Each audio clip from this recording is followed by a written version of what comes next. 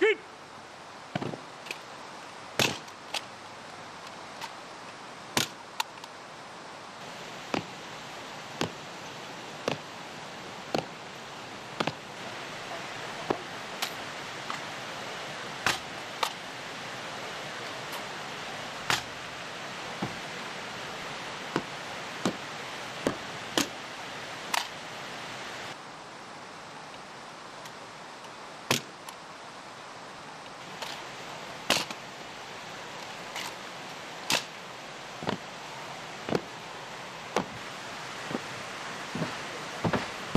Her!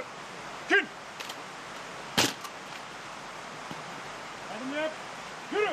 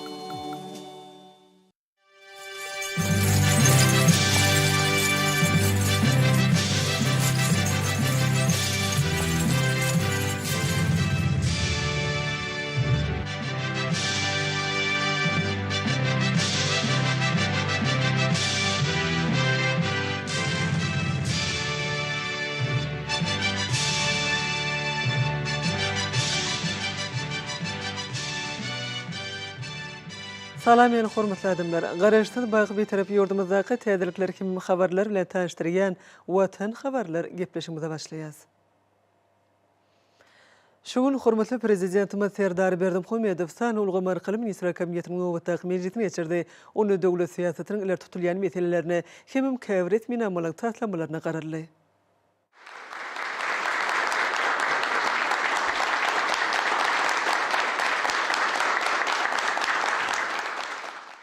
Salam hormatly ministrler kabinetiniň agzalary.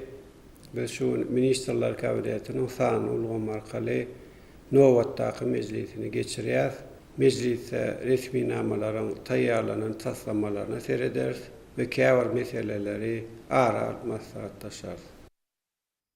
Hormat prezidentimiz sany ulgamy arkaly geçirilýän ministrler kabinetiniň mejlisiniň gün tertibine geçip, uzul berilen tapşyga laýyklykda mejlisiň gün tertibiniň esasy meselesiniň sany ulgamy bilen baglanyşykly boljakdygyny belledi.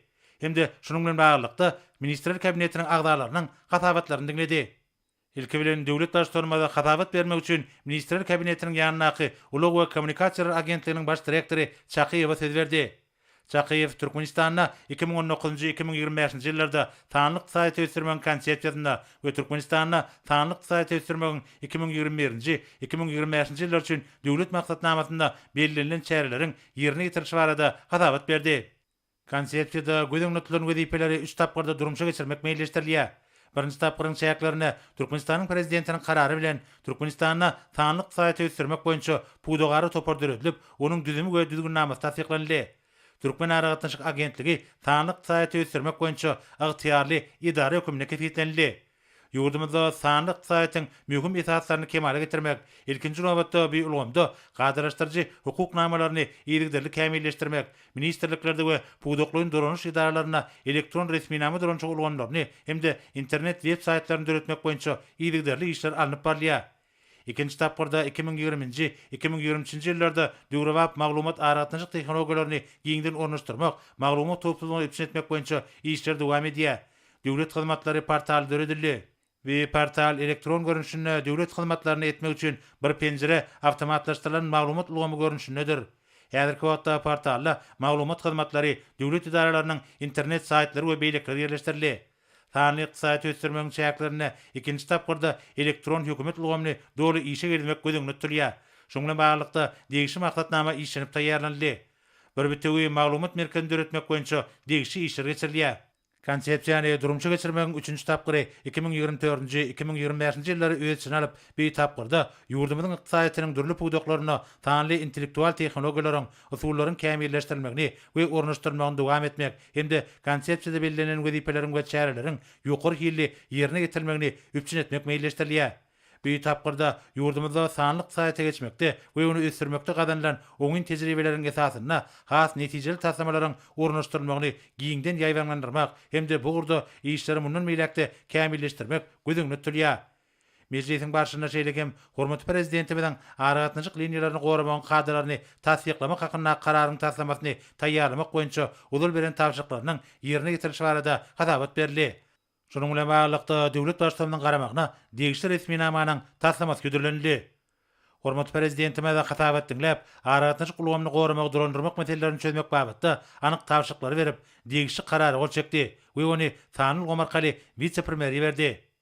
Soňra agentligiň ýol başçysy bir karar döwletiň täze ýamynyň galkynjy döwründe amala aşyrylýan durumçy ykdysady özgertmeleriň çäklerini ulug aragatnyjyk toplamynyň gadyraşdyrjy hukuk bunyadyny kämilleşdirmek boýunça işler barada hatabat berip, Türkmenistanyň Ministrler Kabinetiniň ýanyna möhüm maglumat infrastrukturalarının obyektlerini derejelendirmek boýunça puwdagary toparyny döretmek barada teklipleriň taýýarlandygyny aýtdy.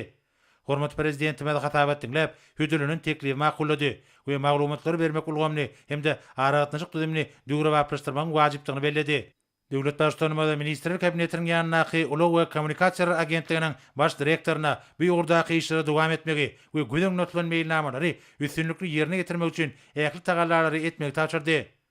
Soňra hormatly prezidentimiz Türkmenistanyň Milli Geňeşiniň halk maslahatynyň başlygynyň ornatary Babaýewa söz berdi.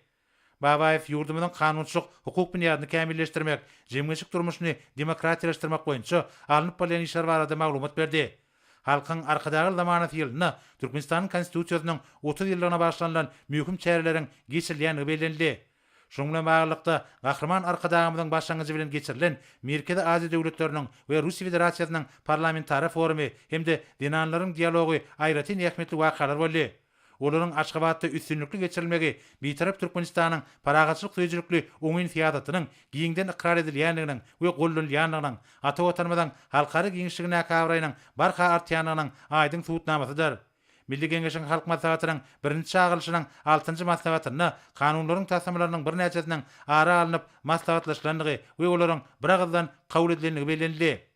Häzirki wagtda Milli Geňeşiň halk maslahatynyň başlygy Gurbanly Berdimuhammedowyň ýol başlygyna Milli Parlamentiň ýokarky palatasynyň işi döwrüň tarapyna laýyklykda kämilleşdirilýär we täze many mazmun bilen baýlaşdyrylýar. Döwletimiziň adam gymmatlyklaryna esaslanýan insanperwer siýasatyny üstünlikli durumça geçirmek, şunu Türkmenistanlaryň ýokary ýaşaş turmuş derejesini öpçün etmek, olaryň munasyp şertlerde zähmet çekmegi, din jalmagy, saglygyny seretmek üçin ähli amaty şertler döretmek bilen baglykda gahrman arkadagymyz ýerlerde işleriň ýagdaýy bilen tanışmak, raýatlaryň isleg arzuwlaryny öwrenmek hemde degişli teklipler taýýarlamak üçin wilayatlary iş taparlaryny guramak baradaky başlangyç bilen çykyş etdi. Şu maksat bilen Milli Geňeşiň halk maslahatynyň başlygy Gurbanly Berdimuhammedow awada milli fiýagatçylyk dowlagyna, Türkmen maşakerine hemde Arçman şypahanasyna iş taparlaryna boldy. Şunun bilen baglykda Milli Geňeşiň halk maslahatynyň agdalarynyň öňünde degişli işleri netijeli amala aşyrmak we degişli kanunçylyk namalaryny taýýarlamak boýunça möhüm wezipeler goýuldy. Hormatly prezidentimiz 12-nji maýda Aşgabatda Merkezi Aziýa döwletleriniň we Russiýa Federasiýasynyň parlamentary forumynyň ýokary guramakçylyk derejesinde geçirilendigini kanagatdan bilen belirledi. Bu forumyň netijeleri biziň ýurtlarymyzyň we halklarymyzyň arasyndaky dostluk, hoşnýetli goňşuluk gatnaşyklaryny puwtalandyrmagy uly goşant boldy. Şeýlelikde gahrman arkadagymyzyň başlangyjy boýunça umumy awadançylygyň behbetlerine laýyk gelýän döwletary we sivil hyzmatdaşlarynyň täze geljegi görnüşleri edildi. Meýerim bolşýar ol Aşgabat görnüş diýilip atlandyryldy. Bu teklip wekilçilikli duşa gatnaşlar tarapyndan dolu gollanyldy. Hormatly prezidentimiz bular barada aýtmak bilen ähli watandaşlarymyzy forumyň üstünlikli geçirilmegi bilen gutlady. Bu forum Türkmenistanyň netijeli sivil we halkara hyzmatdaşlygyny ösdürmek meselelerini işin we jogapkärlik orna gelýändigini ýene-de bir gezek aýdyňlygy bilen görkezdi. Gahrman arkadagymda ýokary syýlaklaryň gowşulmagy, onuň sewitde paragatçylyk we durnukluk puwtalandyrmakda, siýasy, feodal ykdysady we medeni insanperwer urgamlarda iki taraplyň hemde köp taraplyň görnüşde ýödary behbetli, ysynjykly hyzmatdaşlygyň netijeli görnüşlerini ýola goýmakda ägir turuq goşandyň ikrarnamasynyň nyşany urly. Şol syýlaklaryň gatarına Azerbaýjan Respublikasynyň Ýaşullar Geňeş tarapyndan döredilen hormatly Aksakal altyn ordeni hemde Däde Gorkut milli gaznasy tarapyndan Azerbaýjan dünýäsi halkara jurnaly bilen birlikde döredilen yer ýüzünde paragatçylyk üçin milli bayragy hemde Uly Türk altyn ordeni bar. Parlamentarizmi ösürmek işinde bitiren hyzmatlary, garaşly döwletleriň arkaşygynyň işiniň hukuk esaslaryny kämilleşdirmäge, halkara gatnaşyklar we parlamentary hyzmatdaşlygyny putulandyrmaga goşan ägir tuly goşandy üçin Türkmenistanyň Milli Geňeşiniň halk maslahatynyň başlygy Gurbangul Berdimuhammedow garaşly döwletleriň arkaşygynyň parlamentary assambleýasynyň 30 ýyllyk münasibetli döredilen ýubiley medali bilen syýlandy. Hormat prezidentimiz gahryman arkadagymyzy bir ýokary syýlaglar bilen tüý sürekden gutlap, berk jan saglyk, uzak ömür we ata watanymyzyň hemde halkymyzyň awadançylygynyň bähbidine alyp barýan giňmeçerli işlerine täze ajaýyp üstünlikleri arzu etdi. Soňra hormat prezidentimiz Ministrler Kabinetiniň başlygynyň ornatary Muhammedow söz berdi. Vice-premier Türkmenistanyna 2019-2025 ýyllarda sanlyk saýaty ösürmegiň konsepsiýasyna we Türkmenistanyna sanlyk saýaty ösürmegiň 2021-2025 ýyllar üçin döwlet maksatnamasyna görkezlen çäreleriň ýerine ýetirilişi barada hatabat berdi. Bir resmi namelarda gödüňlükden wezipeler talabalar hemde öz wagtyna ýerine ýetirmek maksady bilen ykdysadyýet, mali we bank toplumuna degişli ministrliklerde hemde puwduklyň duranyş idaralaryna zerur enjamlary, program öpçünçliklerini, serwerleri satyn almak we ornaşdyrmak, elektron resmi nameler duranşylygyny hemde internet web saýtlary kämilleşdirmek, hyzmat etmegiň elektron görnüşine geçmek, awtomatlaşdyrylan elektron maglumat biniýatlary ulgamyny döretmek, olaryň goraglygyny öpçün etmek, maglumat düzümleriniň durnukly işlemegini öpçün etmek boýunça iýligderli işler amal aşylýar. Şeýlekem sanly ykdysadyýetge geçmek bilen bagly hereket edýän gadyraşdyrjy hukuknamalaryna iýligderli seljerme işleri geçirilip, olary kämilleşdirmek boýunça zerur işler alınıp barýar. Soňra vice-premier Mali we Ykdysadyýet ministrligine harytlary satyn almak boýunça bäsleşikleriň we döwlet emlegini hyzutlaşdyrmak boýunça bäsleşikli sewdalaryň sanyl gomny işe girmek babatda hatabat berdi. Hormat prezidentime de hatabat dinläp, hüdürlüğünün taslamany makullady we burda işi dowam etmegi tapşyrdy.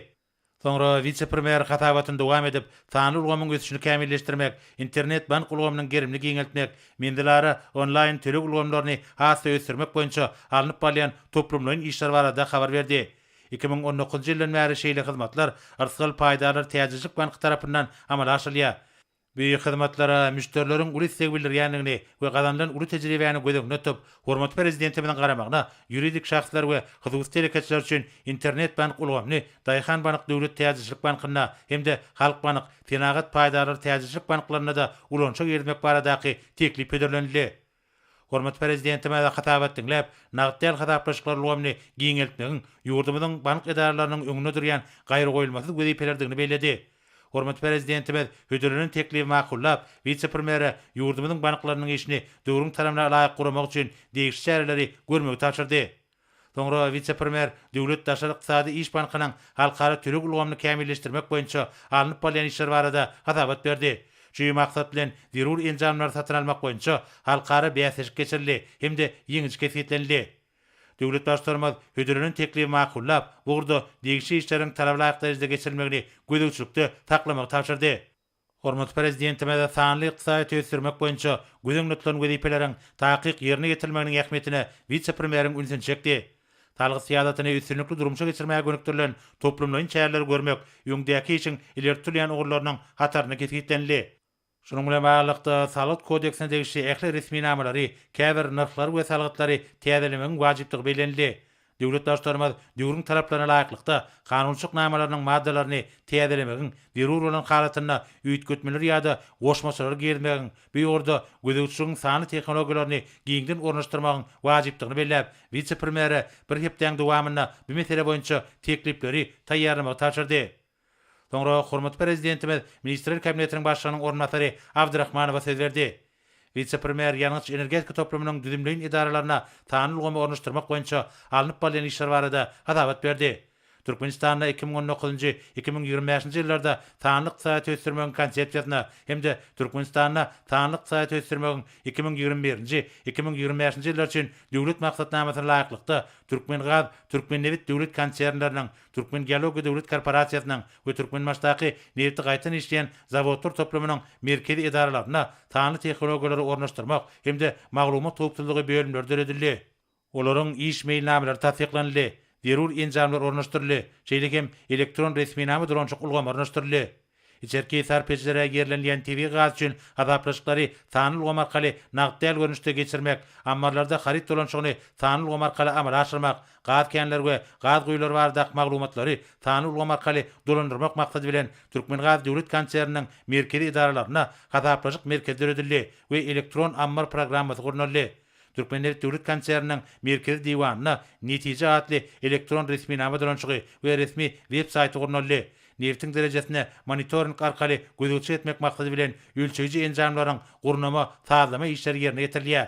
Tanly ykdysady töwüsdirmegiň 2020-nji ýyl üçin meýilnamasyna laýyklykda Türkmen maşdaky nefti gaýtan işleýän zawodlar toplamynyň merkezi idarasynda gollaw elektron resminame dolanşyklygamy işe edildi we internet web saýt düredildi. Ornaşdyrylan radio elektron enjamlar arkaly buhalterçilik katabatlary we beýleki degişi işler tanly görnüşde amala aşyrylýar. Jeýlekem toplumyň dolanış binasy bilen ýönümhanalaryň arasynda elektron maglumat dolançygy ýoly goýulyp, ammarlara kabul edilýän, taklanýan we güýberilýän maddi gymmatlyklaryň hasabyny elektron resminame dolançygyna geçirmek boýunça degişi işler alınıp barýar. Soňra hormat prezidentimiz Ministrler Kabinetiniň başlygynyň ornatary Pürçekova söz berdi. Vice-premier ýurdumyzy senagat taýdan ösen ýurda görmek, milli ykdysadyatda işleriň gurulşynyň netijelerini ýokalandyrmak maksady bilen kabul edilen Türkmenistanda 2019-2025 ýyllarda tanlyk saýat ösürmegiň konsepsiýasyna we Türkmenistanda tanlyk saýat ösürmegiň 2021-2025 ýyllar üçin döwlet maksatnamasynda belirlenen çäreleriň ýerine getirişi barada hatabat berdi. Gurulşyk we senagat toplanyňda ministrliklerde we puwduklyň dolanyş idaralaryna hemde Aşgabat şäher häkimligine maglumat toplulygy we tanly tehnologiýalar bölümleri açylyp, olaryň ýakydynyň resmi web saýtlary düredildi. Olarda ýerine getirilýän işler, edilýän hyzmatlar, öňdürilýän ölümler we beýlikler barada maglumatlar ýerleşdirildi. Senagat we gurulşyk öňünçi ministrliginiň hemde Türkmen Himiýa döwlet konserniniň öňdürilýän ölümlerini mahabatlandyrmak we elektron sewdasyny guramak boýunça taýýarlyk işleri tamamlaýyş tapgyrda alınıp barýar. Äder Aşgabat şäher häkimligi tarapyndan ilat edilýän jemaat hyzmatlary tanly ulgama geçirildi. Ödüllenýän döwlet hyzmatlarynyň gerimi geňirdildi we olar bir bitegi döwlet hyzmatlary ulgamyna biriktirildi. Bu işler geljekde de netijeli dowam eder. Soňra vice-premier öňümizdäki bayramçylyklara hemde Akşekerem Aşgabat adly 21-nji köpügürli halkara tergisine görülýän taýýarlyk barada hatabat berdi.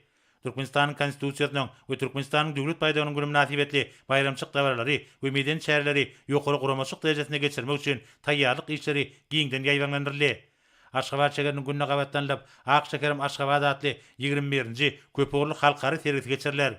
Şu ýyl bu serge yerlik hemde daşyryp kompaniýalarynyň idara kärhanalaryň, hususy ulgamyň wekilleriniň 80-den uragy gatnaşmagy isleg bildirýär. Yeril geçirilýän halkara sergisinde ýurdumyzyň dürli puwdaklarynyň hemde düzümleriniň täze teklipleri we gazanyň üstünlikleri hemde Aşgabat şäheriniň senagat, medeni we aň bilim kuwatyny durumjy ykdysadydan ýüreýän ölemetsörli serişleri hemde mümkinçilikleri bilen tanışdyrmak gözüňde tutulýar. Hormat prezidentime de hatabat dinläp, bayramçyk çäreleriniň hüdürlünün meýilnamasyny makullady. Hemde milli senamamyzyň şanly senleriniň ýüreýän wajypdygyny aýratyn bellädi we meýilleşdirilen dawarlaryň ýakydyny ýokary guramaçyk derejesinde bagtyarlyk döwrümüziň ruhyna laýyklykda ruh bilenlik ýagdaýyna geçirilmegini üpçün etmegi tapşyrdy. Soňra hormat prezidentime de Ministrler Kabinetiniň başlygynyň ornatary Glyzowa söz berdi. Vice-premier Türkmenistanyň 2019-2025 ýyllarda tanlyk saýat ösürmegiň konsepsiýasyna we Türkmenistanyň tanlyk saýat ösürmegiň 2021-2025 ýyllar üçin döwlet maksatnamasyna görkezlen çäreleriň ýerine getirişi barada hatabat berdi. Bir resminamelerde öňde goýulan wezipeler durumçy geçirmek maksady bilen sewda toplumynyň düzümleýän idaralaryna elektron resminame dolanşyklygamy ornaşdyryldy we hereket edýär. Ministerliklerde puwduklyň dolanyş idaralaryna hem de olaryň garamagynaky iri kärhanalarda zerur maglumatlary almak üçin türkmen, rus we ingliz dillerine internet saýtlary düredildi. Sewda we Daşak Iqtisady Aratnaşyk Ministrligi, Dokument Senagat Ministrliginiň bölük sewda kerhanlary, senagatçylar we telekeçe birleşmesiniň agdalary tarapyndan döredilen online sewda ulgamynyň hemde ilata haritlary eltip bermek hyzmatynyň gerimi giňelýär. Türkmen Haly Döwlet Birleşiginiň web-saytynyň üstü bilen ýurdumynyň we daşary ýurtlaryň alyjylarynyň haly öňümlerini targatlary kabul etmek hyzmatlary ýola goýuldy. Döwlet Taryhy Mal birjasynyň sayt arkaly günnelik birja sewdalaryna satylýan haritler hemde dünýä bazarlaryna haritlaryň bahalary barada maglumat beriş hyzmatlary güdülenýär. Birja sewdalary elektron sewda ulgamynyň üstü bilen interaktiw görnüşde geçirilýär. Şertnamalary hata bolmak bolsa bir penjere ulgam arkaly amal aşylýar. Sewda Senagat Darasy tarapyndan 2021-nji ýyl we 2022-nji ýylyň 4 aýyna sany ulgam arkaly maslahatlaryň 54-si hemde virtual sergileriň 4-si geçirildi. Şeýlegen vice-premier sewda toplumuna degişli ministrliklerde we puwduklyň duranyş idaralaryna tasdiklanan maksatnama laýyklykda sanlyk saýty ornaşdyrmak boýunça täze wezipe birlikleriniň giýildenligini we bu urda hünärmenleriň hünär derejesini ýokalandyrmak işiniň dowam edýänligini habar berdi. Soňra hormat prezidentimiz Ministrler Kabinetiniň başlygynyň ornatary Toýluýewa söz berdi.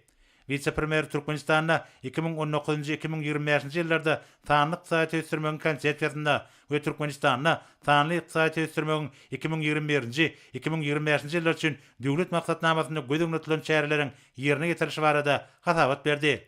Konsepsiýanyň birinji tapgyny laýyklykda toplumyň ähli idaralary degişi enjamlar bilen üçnedildi hemde internet ulgamyny birikdirildi. Şeýlekem gadyraşdyrjy hukuqnamalaryna laýyklykda ministrliklerde we puwduklyň duranyş idaralaryna degişi bölümler açyldy. Internet web saytlar döredildi. Bu bölümler IT hünärmenler bilen üçnedilip, olaryň hünärini kämilleşdirmek boýunça işler alınıp barly. Şeýlekem döwrewap maglumat aratnaşyk tehnologiýalaryny giňden ornaşdyrmak we kämilleşdirmek, onuň taýdaşly işlemegini ýola goýmak, maglumat toplulygyny üçnetmek boýunça işler alınıp barly. Bilim ulgamyna maglumat tehnologiýalaryny elektron serişlerini ulanmak bilen okutmagyň we bilim işini dolandyrmagyň gadyraşdyrjy hukuknamalary seljerildi hemde degişi gözükdirjiler düzgünnamalar taýýarlandy. Ýokary we orta hünär okuw mekdeplerine sanly bilim portallary döredilip, bilim terbiýeçilik işleriniň degişli maglumatlary, elektron gollanmalar, interaktiw multimedia programmalary, almyň we TNK-nyň gazananlary baradaky maglumatlar ýygyderli ýerleşdirilýär. Bilim Ministrliginiň garamagynaky Innovasiýa Maglumat Merkezinde dersler boýunça online bäsleşikleri, tynalary guramak boýunça netijeli işler alınıp barlýar. Alamlar Akademiýasy we onuň ilmi barlygy instituty hemde Tehnologiýalar Merkezi ýöwara bitiwi tur ulgamyny birikdirildi. Alam ulgamynyň elektron maglumatlar türünde öğretmek üçin türkmen halkynyň baý medeni mirasyna degişli milli golýazmalar, kitaplar elektron görnüşe geçirilýär. Avril halkara guramalary, almy barlyk idaralary bilen hyzmatdaşyk götürmek hemde dünýä tejribesiniň gazananlaryny almy ulgamda ornaşdyrmak maksady bilen sanly ulgam arkaly almy amala maslahatlar, duşuklar ýygyderli gurulýar. Sanly ulgamy ornaşdyrmagyň çäklerine ýurdumyzyň saglyk goruş idaralary ýokary teýlikli maglumat toruny birikdirilip, telelukmançylyk ulgamyna degişli enjamlar gurulýar. Sanly ulgamy ornaşdyrmak boýunça ýurdumyzyň jemgyçilik syýasy guramalary, döwrewap kompýuterler, tur ulgamy we telekommunikasiýa teýenkeler bilen üpçünedildi. Soňra hormat prezidentimiz Ministrler Kabinetiniň başlygynyň ornatary Daşary işler ministri Meriedowa söz berdi. Vice-premier öňde goýulan möhüm wezipeler çözmek bilen baglykda ministrligiň alyp barýan işi barada hasabat berdi. Parlament diplomatiýasyny ilerletmegiň Türkmenistanyň daşary syýasatynyň esasy urlarynyň biri bolup durýany bellenildi. Häzirki zaman dünýäsinde parlament diplomatiýasynyň orny has artdy. Şonuň bilen baglykda gahrman arkadamyzyň başlangyjy boýunça hemde hormat prezidentimiziň golluk bermeginde Aşgabatda ýokary guramaçyk derejesine geçirilen Merkezi Aziýa döwletleriniň we Russiýa Federasiýasynyň parlamentary forumunyň ähmeti bellenildi. Bu wekilçilikli duşuň çäklerine iki tarapdan resmi namalara, şol sanna Türkmenistanyň Milli Geňeşiniň halk maslahaty bilen Russiýa Federasiýasynyň federal ýygynyň federasiýa geňeşiniň arasynda hyzmatdaşyk etmek hakyna aralaşyga hemde Türkmenistanyň Milli Geňeşiniň halk maslahaty bilen Täjikistan Respublikasynyň Milli Majlisiniň Oli Majlisiniň arasynda hyzmatdaşyk etmek hakyna aralaşyga gol çekildi. Forumyň jemleri boýunça Aşgabat jarnamasy kabul edildi.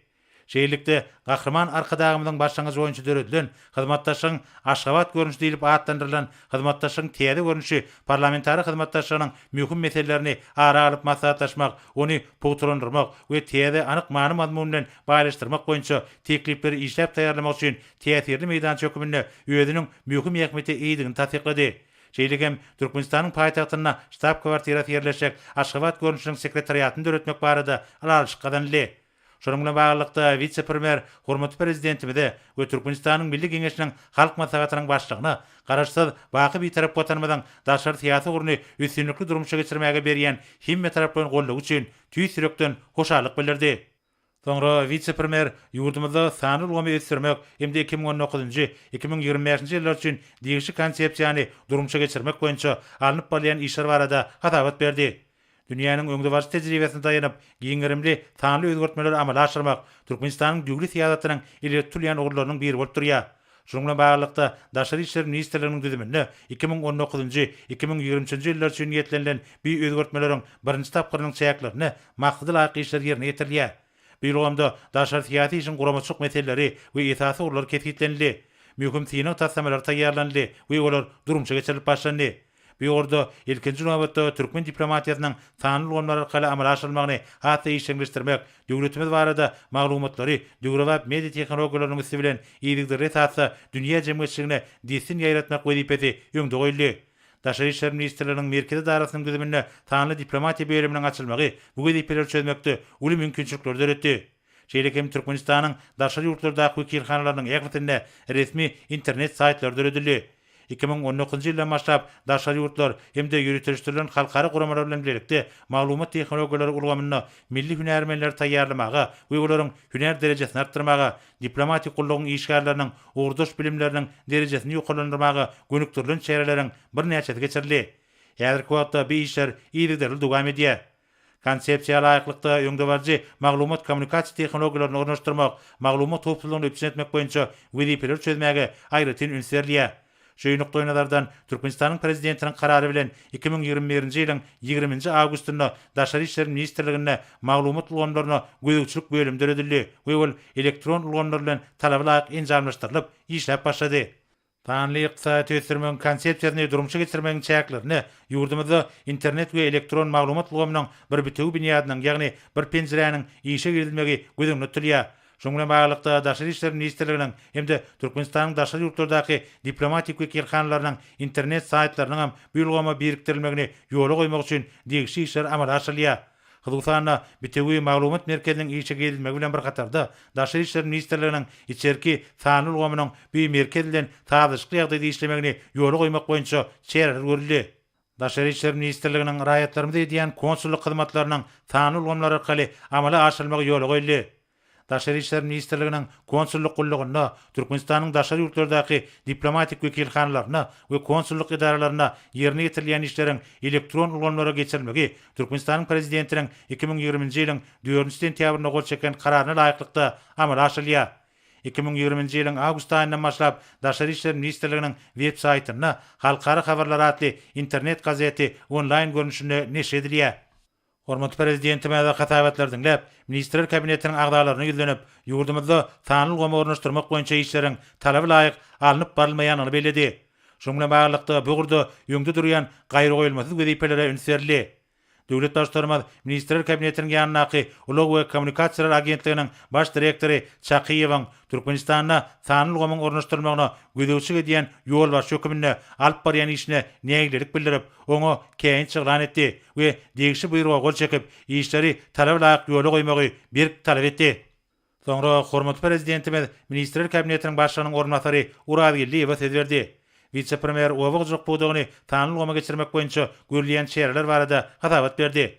Türkmenistanda 2019-2025-nji ýyllarda sanlyk saýaty ösürmegiň konsepsiýasyna hemde Türkmenistanda sanlyk saýaty ösürmegiň 2021-2025-nji ýyllar üçin döwlet maksatnamasyna laýyklykda häzirki wagtda esasy urlarda maglumat tehnologiýalaryny giňden ulanmak arkaly sanyl gomy ornaşdyrmak boýunça netijeli işler alınıp barylýar. Şoňla baglykda ministrlikde hemde puduklaryň dolanyş idaralaryna ýürüti bölümler döredildi we olaryň iş meýilnamalary tatbiklandy. 3 tapgyrda telematik sanyl goma geçmegiň konsepsiýasyna laýyklykda John Deere kompaniýasynyň telematik sanly elektron usul arkaly durandyrylýan döwrewap owagjyk tehnikalarynyň we gurallarynyň birinji tapgyry satyn alındy. Degiş karara laýyklykda bu tehnikalaryň we gurallaryň ikinji we üçünji tapgyrlaryny şu ýylyň ahyryna çenli ýurdumyza getirmek boýunça degişli işler alınıp barylýar. Soňra vice-premier vilayetlarda möhümlen owagjyk işleriniň alınıp baryşy we gallaragyna toplumlaryň taýýarlyk görüşi barada hatabat berdi. Gallaro mewsimine ýygnanan hasyly kabul etmekde ýurdumyz boýunça jemi 154 galla kabul ediş bölümleriniň dolu taýýar edilmegi üçin degişli çäreler görülýär. Şol gallaro mewsiminde ýurdumyz boýunça jemi 2064 sany diýeni ýan kombaýnlary işletmek meýilleşdirilýär. Olary mehanizatorlaryň 4047-si iki çalşykda işleder. Mewsimde işledijek kombaýnlaryň ýanyna taýýaryjy we awatlaýjy mehaniklerden ibaret bolan 450 stopor döredildi. Olar zerur enjamlar, awtologlar we beýleki tehnikalar bilen üpçünedildi. Ýygnalan galla hasylyny kabul ediş bölümlerine, elevatorlara we ammarlara büýükdençli daşamak üçin 9817 sany awtologlary ulanmak meýilleşdirilýär. Meýdan çölgelerine gallaçlaryň göňüjy diň jalmak üçin ähli şertler döredilýär. Göçme sewda guralar. Vice-premier döwlet başçylygynyň garamagna Türkmenistana 2020-nji ýylyň gallar ogyny guramaçykly geçirmek boýunça çäreler hakynaky kararyň tasdimatyny ödürledi. Hormat prezidentime de hatap etdiňler. Türkmenistana 2020-nji ýylyň gallar ogyny guramaçykly geçirmek boýunça çäreler hakynaky karary gol çekip, ony Sanul Gomarkaly vice-premieri berdi. Hormat prezidentime ýetip gelýän gallar ogy mewsimini çekip, şunuň bilen baglykda degişli taşyklar berdi. Döwlet başçylygymyz ýetişdirilen galla hasylyny gysga wagtda we ýetkizip ýygna almak üçin ähli zerur guramaçyk çärelerini geçirip, işleriň alınıp barşyna bir güdüşi etmek babatda görkezmeler berdi. Hormat prezidentimiz kombaýnlary uruk mewsimine dol taýýar edip, olaryň ýönüjlikli we büýükdensiz işledilmegini gazanmagyň wajypdygyny bellädi. Galla kabul ediş nokatlaryny mewsime dolu taýýarlap, hasylyň büýükdensiz kabul edilmegini üçin etmek, degişli ministrlikleriň we puwdoklyň dolanyş idaralarynyň şeýlegem hyzywsy ýetişlikdäki awtolog serişlerini peýdalanmak üçin şertnamalar baglaşmak arkaly galla hasylynyň kabul ediş nokatlaryna, ammarlary we elevatorlara wagtyny hemde ýetkizip daşalmagyny üçin etmek wajypdyr. Döwlet başçylygymyz obazlyk toplamynyň ýol başlaryna ýetişdirilen galla hasylynyň ýetkizip ýygnanyp alynşyna, daşalşyna we kabul ediş nokatlaryna tapşyrylyşyna güdükçi etmegi hemde degişli ýardam bermek üçin wilayatlere iş taparlaryna gidip gallar ogynyň üstüne bolmagy taşyrdy. Soňra hormat prezidentimiz vice-premier Pürçekow ýyldanyp, obazlyk we daşky şoğurmak ministrliginiň kärhanlary bilen şertnama baglaşmak arkaly galla hasylyny meýdanlardan kabul ediş nokatlaryna, ammarlara, elevatorlara wagtyny we ýetkizip daşamak üçin gurulşyk we senagat toplanyna degişli ministrlikleriň, puwdoklyň dolanyş idaralarynyň we Aşgabat şäher ýakynlyginiň garamagynaky ýük awtologlaryny bermek barada görkezme berdi. Hormat prezidentime de vice-premier Galijewa obazlyk we daşky şoğurmak ministrliginiň kärhanlary bilen şertnama baglaşmak arkaly galla hasylyny meýdanlardan kabul ediş nokatlaryna, ammarlara, elevatorlara wagtyny we ýetkizip daşamak üçin tenagatçylar we telekeçe birleşmede degişli ýük awtologlaryny bermegi taşyrdy. Hormat prezidentime de ministrler kabinetiniň ýanynaky Ulug we Kommunikasiýalar agentliginiň baş direktory Şakyýewa ýolbaşlyk edýän agentliginiň obazlyk we daşky şoğurmak ministrliginiň kärhanlary bilen şertnama baglaşmak esasyna galla hasylynyň meýdanlardan kabul ediş nokatlaryna, ammarlara, elevatorlara wagtyny we ýetkizip daşalmagyny, ulug serişleriniň büýükdençli hemde ýokary netijeli iş edilmegini üpçün etmek babatda görkezmeler berdi. Türkmen awtologlary agentligine gallar ogy döwründe awtologlaryň netijeli ulanýyşyna we iş edilişine güdükçilik etmek taşyrly. Döwlet başçylygymyz vice-premier Abdurrahmanowyň ünsüni obazlyk we daşky şoğurmak ministrliginiň kärhanlary bilen şertnama baglaşmak arkaly galla hasylyny kabul ediş nokatlaryna, ammarlara, elevatorlara wagtyny we ýetkizip daşamak üçin Neftka toplanyna degişli ministrlikleriň hemde puwdoklyň dolanyş idaralarynyň ýük awtoloklaryny bermek meselesine çekdi. Şonuň bilen birlikde Türkmenistandagı nefti gaýtan işleýän zawodlar toplamyna obazlyk we daşky şoğurmak ministrliginiň kärhanlary bilen galla hasylyny kabul ediş nokatlaryna, ammarlary we elevatorlara daşamak üçin şertnama esasyna zerur neft ýönümleri bilen şu ýyl üçin berilen çäkli meçhulleriň hasabyna büýükdençli üpçün etmek taşyrly. Hormat prezidentime de vice-premier Muhammedow ýyldanyp, Daýhan Banyk Döwlet Täzeslik Banyk tarapyndan gallar ogy mewsimine tapşyrylan hasyl üçin ýöne menedjerler bilen hataplaşyklaryň wagtyny geçirilmegini üpçün etmegi taşyrdy. Türkmen standartlary baş döwlet gullugy uruk mewsimine galla hasylynyň kabul ediş nokatlarynaky barlyk hanlarda hil görkezleri boýunça barlandyp, talablar kabul edilmegini üpçün etmeliler. Şeýlekem tapşyrylan hasyly ölçemekde takyk gözükçilik amal aşylmalylar. Döwlet başçylygymyz Döwlet Howpsuzlyk Keňeşiniň sekretary, Goranlyk ministri Günnok Duýewa gallar ogy mewsiminde meýdanlarda kabul ediş nokatlaryna, diýeni kombaýnlaryna we galla daşaýan awtologlarda ýanyň howpsuzlygynyň öňüni almak, sürücüleriň ýol hereketiniň düzgünlerini bir zaýatmak üçin güdükçilik işlerini geçirmek babatda degişli görkezmeler berdi. Tanly ulgam arkaly geçirilen ministrler kabinetiniň mejlisinde başga da bir näçe möhüm meseleler garaldy. Olar boýunça degis sözlükler kabul edip, hormatly prezidentimiz mejlis jemledi. Hormatly ministrler kabinetiniň agzalary, biz ministrler kabinetiniň mejlisinde bir näçe meselelere seretdik. Bu doklary ösürmäge gönükdirilen käbir resmi namalar kabul etdik. Şunun bilen ministrler kabinetiniň sany ulgam arkaly mejlisini geçirip oturýar. Men sizin ähliňizde bir jan saglygyny, maşgala we dançylygyny, bir karar watanymyzyň gülläp ösme uğruna alp barýan işlerinizde uly üstünlikleri arzu edýär. Sag bolun.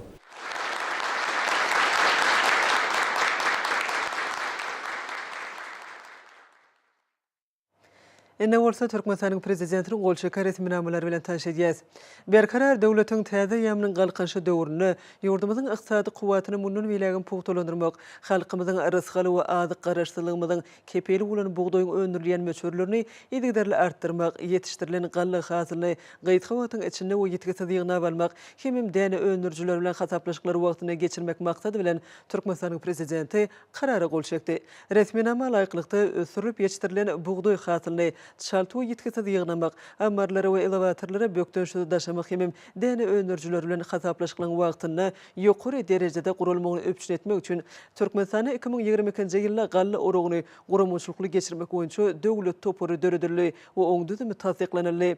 Owa hojalyk we daş gurşawy gorumak ministrligine ýerlerde däne kombaynlaryny teknik hyzmat etmek işlerini talablay gurulmak arkaly orok mögsümini olaň öndürjülikli we bökdönşde işledilmegini öpüşün etmek tapşyryldy.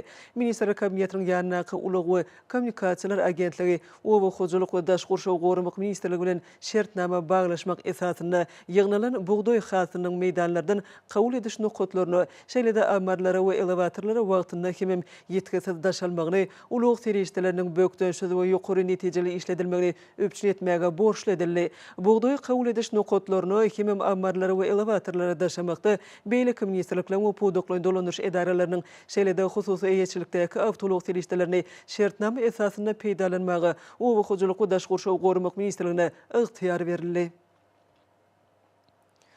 Türkmenistanyň prezidenti buyruk gol çekdi. Resmi nama laýyklykda WDP borçlaryny talablaýyk ýerine ýetirmän ýurdumyzda sany ulgamy ornaşdyrmak işleriniň alınıp barışyna gözegçilik gowşadan üçin ministrler kabinetiniň ýanynaky Ulaw we Kommunikasiýalar agentliginiň baş direktori Çakyf Mehmetxan Berdimuradowiçe kenç aglan edildi.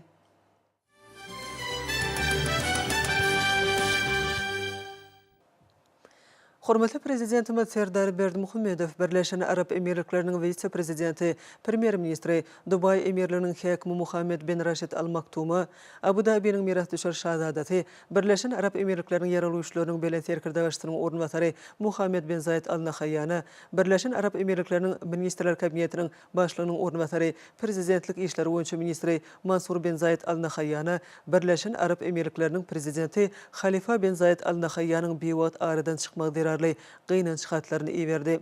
Görnükli döwlet başçyny bolmak bilen Khalifa bin Zayed Al Nahyan Birleşen Arap Emirlikläriniň önämli öňe gitmegine şol wagtyň özünde de dünýäniň ýurtlary şol sany Türkmenistan bilen oňyn we özara bäkitli gatnaşyklaryň ösdürmegine salamly goşandyr goşdy diýilip hatda belenilýär.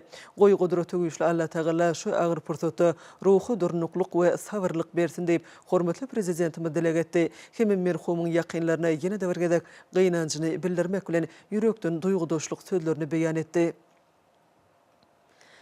Şeýle-de Türkmenistanyň Milli Geňeşiň Halk Maslahatynyň başlygy Gurbanuly Berdimuhammedow, Birleşen Arap Emirlikläriniň vice-prezidenti, premier ministri, Dubai emirliginiň häkimi Muhammed bin Rashid Al Maktoum, Abu Dhabi'niň miras düşer şahzadaty, Birleşen Arap Emirlikläriniň ýaralýyşlarynyň belen serkirde başlygynyň ornwatary Muhammed bin Zayed Al Nahyan, Birleşen Arap Emirlikläriniň ministrler kabinetiniň başlygynyň ornwatary, prezidentlik işleri boýunça ministri Mansur bin Zayed Al Nahyan, Birleşen Arap Emirlikläriniň prezidenti Şeyh Khalifa bin Zayed Al Nahyanyň beýwagt aradan çykmagy zerarly gynanç hatlaryny iwerdi.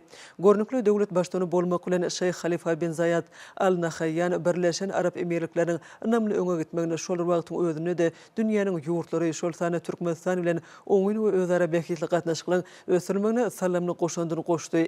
Şeyh Khalifa bin Zayed Al Nahyanyň ýagty ýadygarlygy biziň halkymyzyň hakydatyna müdümül galar diýip hatlarda bellenilýär.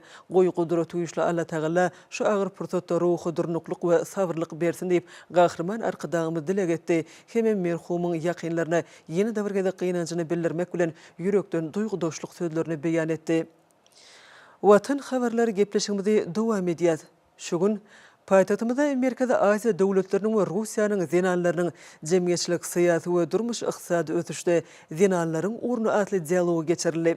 Oňa Sewitiň 5 ýurdunyň hem Russiýanyň wekilleri Birleşen Milletler Guramasynyň Sewitleýän düzümlerining ýolbaşçylary gatnaşdylar.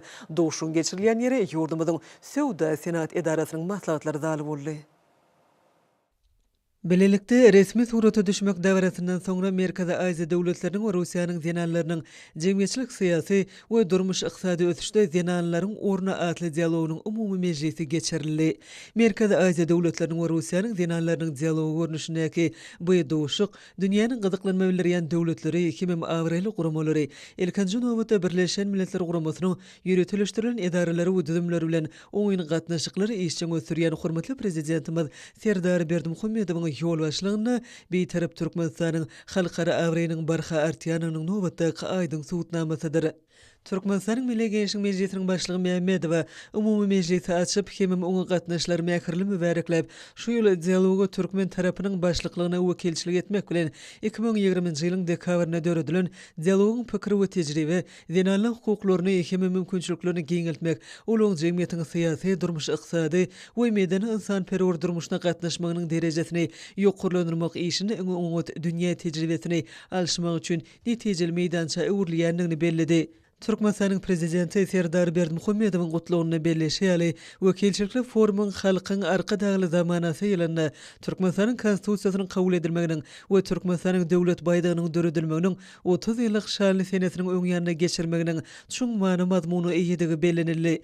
Çünki dost, doganlyk, hoşniýetli gowşuçylyk, parahatçylyk türkmen halkynyň asyrlyk dowamyna emele gelen milli gymmatlygydyr. Gözbaşyna gadymdan gelýän taryhy köklerden ruhy meden gymmatlyklaryň depde sorulaň umumlygyndan alyp gaýdýan özara bähitli hyzmatdaşlyk doganlyk halklar bilen gatnaşyklaryň bünyady bolup durýar. Biziň halklarymyz gadymdan gelýän taryhy kökler, hoşniýetli dostluk, doganlyk gatnaşyklary baglaşdyrýar diýilip döwlet başlarymyzyň gutlagyna bellenilýär. Türkmen parlamentiniň ýol başçysy Geňişliň düzümde geçýän dialogyň Türkmenistanyň Milli Geňişiniň halk maslahatynyň başlygy Gurbangul Berdimuhammedow tarapyndan başlananyny aýryty nykdy. Belenşýäli hormatly arkadaşymyzyň durmuş tejribesi, oňyň döwre başlanýşlary, gymmatly maslahatlary parlamentleň işini kemilleşdirmäge, Sewitiň we dünýäniň ähli ýurtlary bilen parlamentara gatnaşyklaryny berkitmäge ýardam berýär.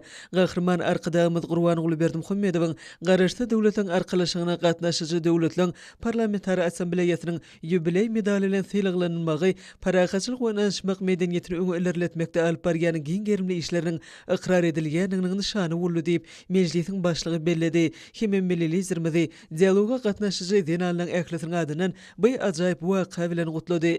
Bellenşýäli dialog hyzmatdaşlygyň Sewitde zenanlyň arasynda anşmagyň we özara düşünşmegiň, parahatçylyk, durnukluk we oňyň ösüş bilen baglanşykly meseleleri boýunça çözgütleri kabul etmek işine has uly täsir etmek üçin olara mümkinçiliklerin berilmegini gollamagy gönükdirilendir.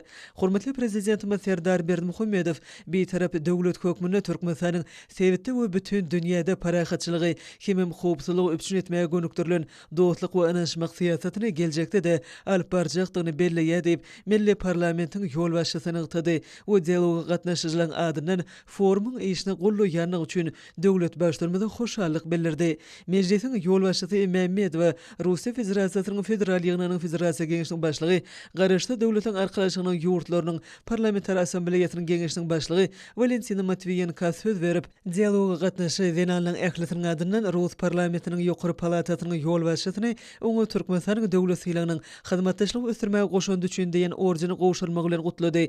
Hemem berk sağlyk, uzak ömür we biziň ýurtlarymyzyň arasynda hyzmatdaşlygyň ösdürmegine täze üstünlikler arzu etdi. Russiýa Federasiýasynyň federal ýygynyň Federasiýa Geňişligiň başlygy, garaşda döwletiň arkalaşygyna agda ýurtlarynyň parlamentary assambleýasynyň geňişligiň başlygy Valentina Matviyenko gutlagy sözi bilen çykyş edip, Aşgabatda geçirilen ähmiýetli çärelere gatnaşmaga Rus wekiliýetiniň çagyrylany üçin Türkmenistanyň ýol başçylaryna hoşallyk bildirdi. Уважаемые коллеги, дорогие подруги, я искренне рада приветствовать всех участниц пленарного заседания диалога женщин, государств Центральной Азии и России. Мы встречаемся в солнечном, всегда гостеприимном, цветущем Ашхабаде, сама атмосфера которого настраивает нас на интересную, насыщенную работу.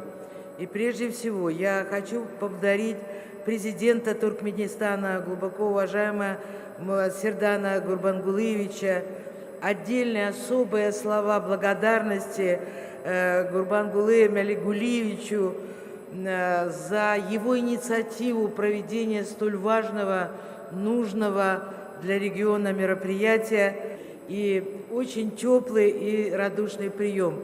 Мы знаем, что Туркменистан всегда умеет встречать гостей, но, честно говоря, действительность превзошла все наши ожидания. Спасибо вам за такую особую атмосферу. Диалог женщин стран Центральной Азии был учрежден не так давно, в конце 2020 года, но за это время он уже успел заявить о себе как об авторитетной региональной площадке по обсуждению вопросов роли женщин в общественно-политической жизни. Сегодня нам с вами есть что обсудить, чем поделиться, ведь и в России, и в странах Центральной Азии уважительное отношение к женщине лежит в основе общенациональных ценностей и социальных принципов. Женщина в наших странах всегда была олицетворением добра и милосердия, носительницей традиций и национальных обычаев, хранительницей домашнего очага. И очень важно, что и в наше время, когда в некоторых странах традиционные устои рушатся, происходит деформация и пересмотр самого понятия «семья», в Центральной Азии удается сохранить традиционную систему ценностей. А женщины, даже занимая высокие государственные посты, а их немало уже, добиваясь серьезных успехов в экономике, политике, в социальной сфере, не перестают при этом быть заботливыми женами, мамами, бабушками, всегда очаровательны и женственны.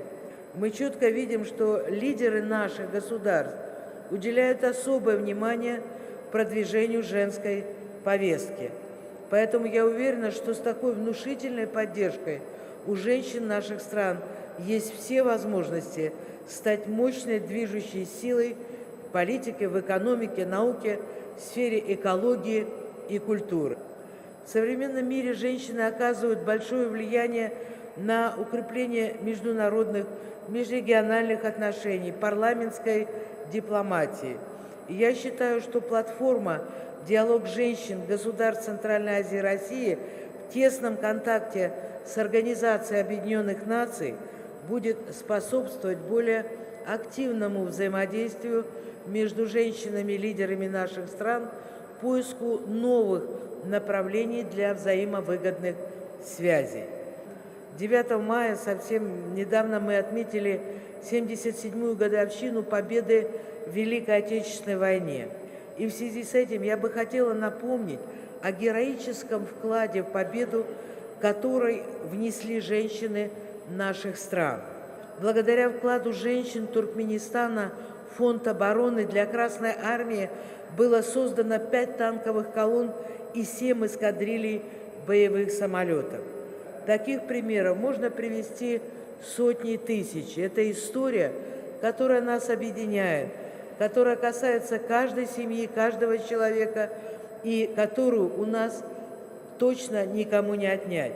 Мы всегда будем чтить память и бессмертный подвиг миллионов других женщин, проявивших отвагу и героизм в борьбе с фашистскими захватчиками. Дорогие подруги, наши народы, объединенные общей историей, добрососедскими отношениями, стремятся к дальнейшему укреплению доверия между нашими странами. И мы в очередной раз убеждаемся, что без участия женщин формирование и реализация глобальной и региональной социально-политической повестки просто невозможно. Уверена, что наш сегодняшний диалог послужит расширению границ женского сотрудничества, позволит наметить пути решения многих вопросов, которые волнуют граждан наших стран. Желаю всем нам успешной и продуктивной работы в интересах женщин наших государств. Спасибо за внимание. Birleşen Milletler Guramasynyň baş sekretariýatynyň ýürütü wekili, Birleşen Milletler Guramasynyň Merkezi Aziýa üçin öňünaş diplomatiýasy boýunça Sewit merkeziniň ýolbaşçysy Natalia German Aşgabatda şu çäräni geçirmek başlanjy we döredilen şertler üçin hormatly prezidentimiz Serdar Berdimuhammedow Milli Geňeşiň Halk Maslahatynyň başlygy Gurbanoğlu Berdimuhammedow hoşçalyk bildirmek bilen şeýle diýdi.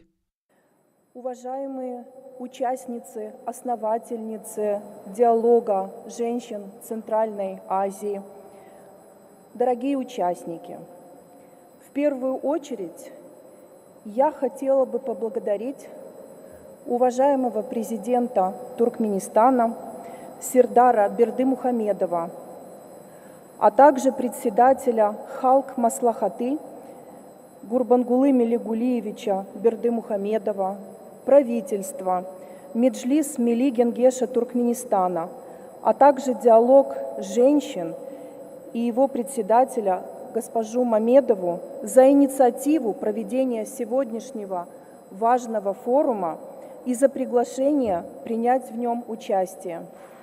Я особенно рада приветствовать всех основательниц и участниц диалога женщин Центральной Азии. Диалог, созданный по инициативе самих государств Центральной Азии и при поддержке регионального центра ООН по превентивной дипломатии, который я имею честь возглавлять, и программы развития ООН, существует уже второй год и продолжает доказывать свою состоятельность, актуальность, а также востребованность. Хочу подчеркнуть уникальность данной платформы. Она первая в истории региона, демонстрирующая политическую волю лидеров государств, а также женщин-лидеров, работать по всему спектру вопросов, касающихся роли женщин в обществе, начиная с экономического потенциала и заканчивая участием в процессах миростроительства. За достаточно короткое время своего существования диалогу удалось многого добиться. Платформа была создана во время пандемии, в тяжелейший исторический момент, который подчеркнул уязвимость, но показал, что только сотрудничество и только солидарные действия могут помочь преодолеть ее последствия. Диалог женщин-лидеров внес свой вклад в укрепление регионального сотрудничества между государствами Центральной Азии. Впервые форум женщин прошел одновременно с консультативной встречей глав государств в Авазе в Туркменистане в августе прошлого года. Гендерное равенство, роль женщин в постпандемическом восстановлении отмечены в совместном заявлении, принятом главами государств по результатам встречи. И таким образом впервые гендерная повестка была включена в приоритеты регионального сотрудничества, и это является достижением диалога. Очень важно, что с момента своего основания диалог оказывает особое внимание продвижению глобальной повестки «Женщины, мир и безопасность» на региональном уровне. Амбициозный план действий на 2022 год, который сегодня будет подписан основательницами диалога, предполагает активную работу по продвижению участия и представительства женщин, а также повышению их роли в противодействии глобальным угрозам, в том числе изменению климата и ухудшению состояния окружающей среды, которая, к сожалению, является весьма актуальной проблематикой для региона Центральной Азии. Продолжится работа с молодежью. Участницы диалога служат примером для молодых девушек, для женщин. Глядя на вас и на работу диалога, они понимают, чего могут достигнуть женщины-политики, бизнесмены, ученые, активистки гражданского общества. Хотелось бы также отметить, что диалог уже заявил о себе не только на региональном, но и на глобальном уровне. В мероприятиях под эгидой нашей платформы участвовали члены Совета безопасности ООН, а представительницы диалога принимали активное участие в заседаниях форума «Поколение равенства» в Париже и в Евразийском форуме женщин в Санкт-Петербурге. Уважаемые коллеги, я бы хотела выразить полную поддержку диалога от лица генерального секретаря ООН Антонио Гутерреша. Вопросы гендерного равенства были и остаются его личным приоритетом. Стратегия ООН по достижению гендерного паритета является обязательной для всех исполнительных структур организации, и паритет уже был достигнут в секретариате ООН, а также среди постоянных координаторов системы ООН в 140 государствах мира. А в контексте сегодняшнего мероприятия очень важно отметить роль парламентов в разработке и осуществлении национальной гендерной политики. Очень отрадно, что за последние годы представительство женщин в парламентах всех стран Центральной Азии повысилось. Парламенты проводят активную законотворческую деятельность в сфере гендерного равенства. Межпарламентский диалог, в частности, диалог между женщинами-парламентариями, очень важен для обмена лучшим опытом, налаживания сотрудничества, выработки общих подходов к преодолению барьеров по достижению гендерного равенства. Уважаемые участницы форума, дорогие участники диалога, я в заключении хотела еще раз пожелать Туркменистану больших успехов, достижения всех поставленных, намеченных целей и задач, а также заверить вас, что Организация Объединенных Наций будет всецело поддерживать деятельность диалога женщин. Благодарю вас за внимание. Sonra bu yere yığılanlara Birleşen Milletler Guramasının ösüş maksatnamasının Türkmenistan haqqı kemişilik vekili Narina Sakyan Qutlov sözü bilen yüzlenip şeýlediydi. Уважаемые основательницы диалога, женщины-лидеры, друзья, для меня большая честь и гордость присоединиться к вам сегодня. От имени программы развития ООН и лично от имени госпожи Мирианы Сполярич-Эгер, регионального директора программы развития ООН по странам Европы и СНГ, я рада приветствовать вас всех сегодня на пленарном заседании диалога женщин стран Центральной Азии и России.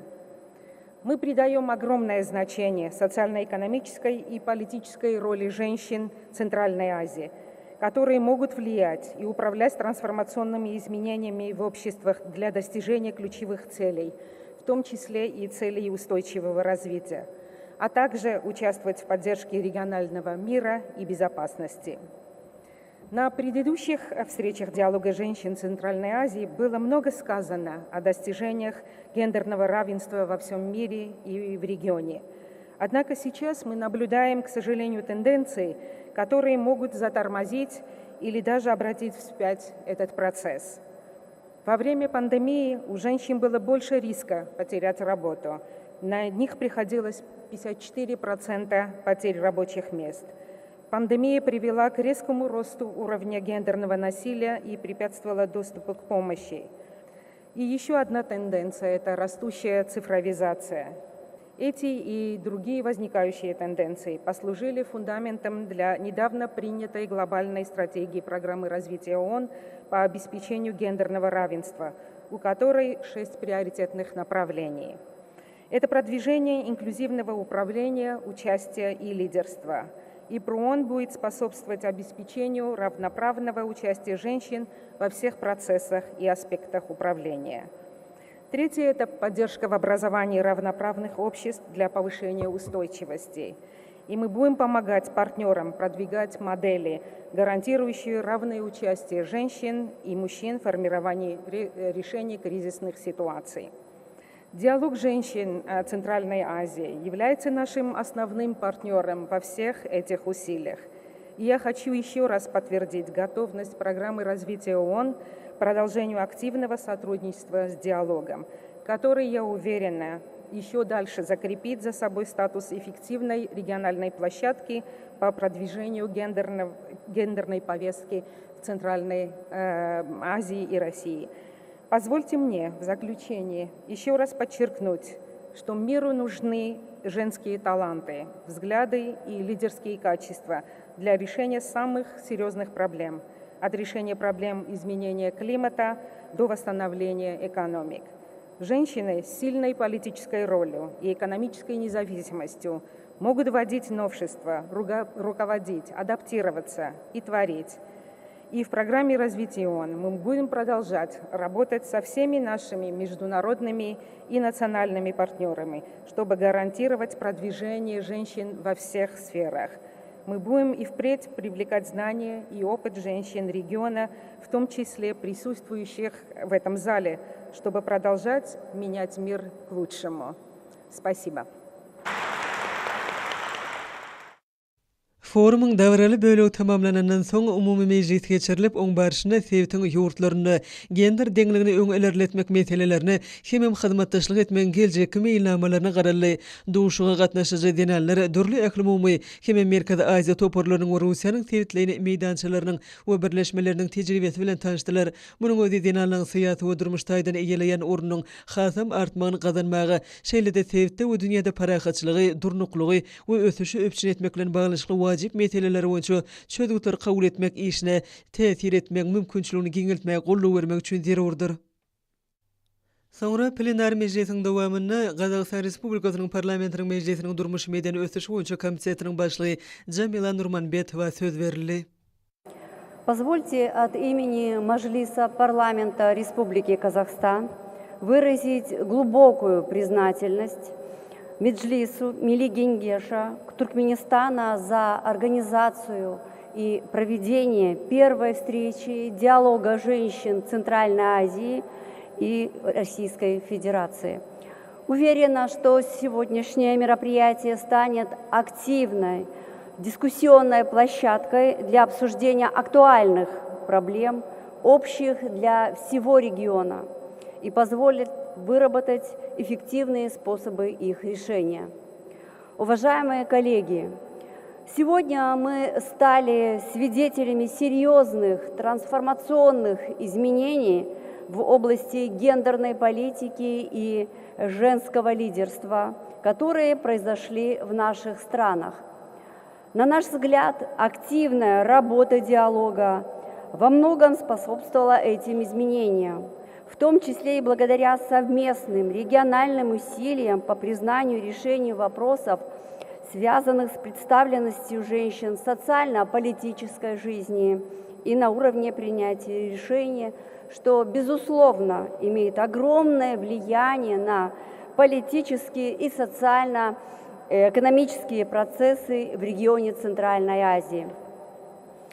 Сегодня, благодаря активной позиции наших центральноазиатских коллег на площадке диалога, обсуждается самый широкий спектр тем, связанных с расширением прав и возможностей женщин.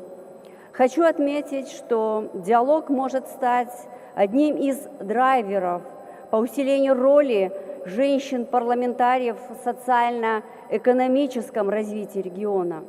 Уважаемые участники форума, сегодня мы сталкиваемся с общими проблемами и препятствиями на пути улучшения качества жизни женщин, особенно в условиях глобальных вызовов, связанных с пандемией коронавируса, и как следствие общей мировой экономической стагнации. Именно поэтому нам необходимо еще больше объединения усилий в выработке единой стратегии совместных действий. Я уверена, что сегодняшний форум станет одним из действенных механизмов на пути к достижению гендерного прогресса в регионе. Благодарю за внимание. Sonra mejlise Qırğız Respublikasynyň Jogorku Keňeşiniň töreğiniň ornatary Jamila Isaýewa çykyş etmek bilen şeýle dedi. Дорогие коллеги, участники сегодняшнего мероприятия, от имени делегации Жогорку Кеңеша Кыргызской Республики и от себя лично позвольте сердечно поприветствовать всех вас на столь важном мероприятии. Выражая признательность туркменской стороне за теплый и радушный прием, а также прекрасную организацию сегодняшнего диалога женщин стран Центральной Азии и России. Хотелось бы отметить, что данная платформа является уникальной площадкой для диалога, обсуждения роли женщин в современном обществе, продвижения вопросов укрепления сотрудничества и расширения тесного взаимодействия между парламентами наших стран. Мы можем инициировать важные законопроекты, которые помогут контролировать и регулировать вопросы в отношении прав женщин на всех уровнях государственной политики. Тем самым наше общество получит необходимые ресурсы для полноценного развития, соблюдая нормы международного права и расширяя возможности для самореализации каждой женщины, которая хочет изменить этот мир в лучшую сторону. Уважаемые участники сегодняшнего мероприятия, в завершении своего выступления позвольте еще раз поблагодарить туркменскую сторону за теплый прием и гостеприимство. Желаю всем плодотворной работы и эффективного взаимодействия. Благодарю за внимание. Sonra Rusiya Federasyasının Federal Yığınının Federasiya Kengeşinin başlarının ornatari Galina Karelova söz verildi. Уважаемые коллеги, дорогие подруги, мы все очень рады новой встрече с женщинами-лидерами стран Центральной Азии на гостеприимной земле Туркменистана. Сегодня интересы женщин учитываются практически во всех документах стратегического характера.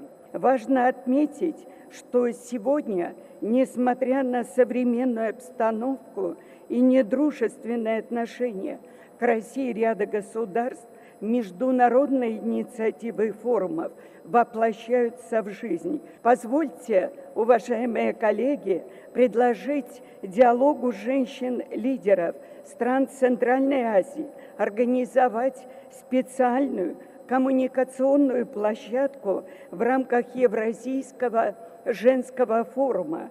Убеждена, в этом есть большой потенциал для нашей постоянной совместной работы. В контексте мирового курса на трансформацию бизнеса в рамках построения цифровой экономики на первый план в женской повестке всех наших стран выходят такие вопросы, как создание для женщин интегральных обучающих платформ и формирование новых компетенций и знаний. Разрешите пожелать вам, уважаемые коллеги, новых творческих успехов, полной реализации созидательного и миротворческого потенциала женщин путем консолидации усилий в целях устойчивого развития. Благодарю за внимание. Sonra meclisi Tacikistan Respublikasının hökümetinin yanınaqı Dinalının ve Maşgalanın işleri boyunca komitetin başlığı Hilolbek Kurbanzoda çıkış edip şeyle dedi. Уважаемые коллеги, уважаемые участники пленарного заседания диалога женщин Центральной Азии и России.